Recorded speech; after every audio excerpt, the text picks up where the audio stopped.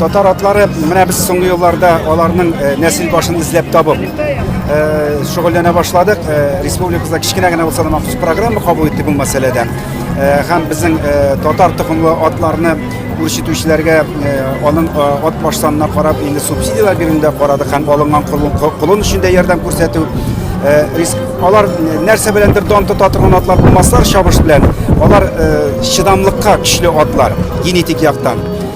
Шуңа күрә исеме дә инде безнең милләт белән бәйле булгач, әлбәттә ул атларга игътибарны көчәйтергә сәбәбез киләчәктә аларның санын да күпләп үрчетергә. Атчылык буенча безнең фермерлар бик күп. Алар безнең 2 дистәдән артык республикада һәм бик югары һөнәри осталыкта шөгыльләнәләр һәм шөгыльләнәләр спорт ягы белән генә түгел, атларны гомумән үрчетү өчен, хәтта иткә үрчетү өчен дә симертү белән дә шөгыльләнәләр.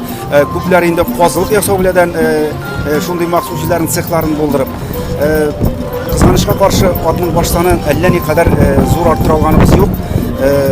Биредә инде үзебезчә дәүләт ярдәмендә төрле вариантлар эзләп карадык. Замана бәласедер инде, әмма ләкин ике кул белән аны саклап калырга тырышабыз булган атларны.